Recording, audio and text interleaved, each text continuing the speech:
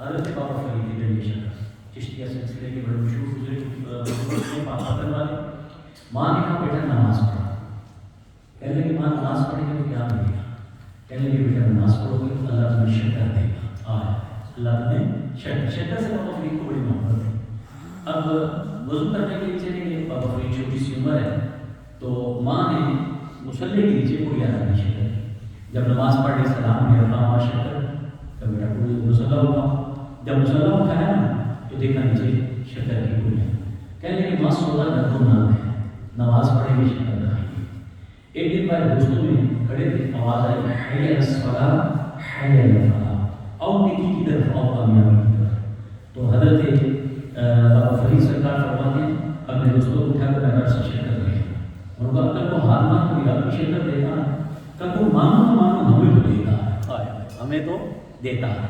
اب حضرت بابا فرید گنج شکر آئے, ماں نے کہا بیٹا وضو کر کے آؤ. کہا ماں میں وضو کا ایسا کر کے آیا, مصلی کھڑے ہو. اب ماں سب مستقبل بیمار ماں, اور لیکن وہ استقامت والی ماں. اب اس نے اللہ کو عزت کی بات نہیں ہوا. اس نے کہا اللہ میں نے یہاں تک لانا میرا کام تھا, آگے سنبھالنا تیرا کام ہے. میرے فرید کو نہ دیکھنا, میرے سفید بالوں کو دیکھ کر میری یاد رکھ لینا.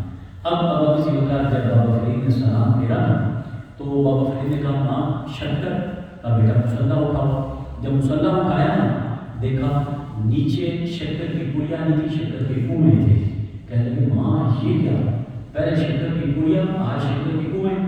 کہنے لگے بیٹا آگے میں رکھتی تھی, آج وہ خود رکھ کے گیا ہے. ماں کی دعا کا یہ اثر ہے. تو اپنی ماں باپ سے دعا لیں, جتنی زیادہ دعا لیں گے.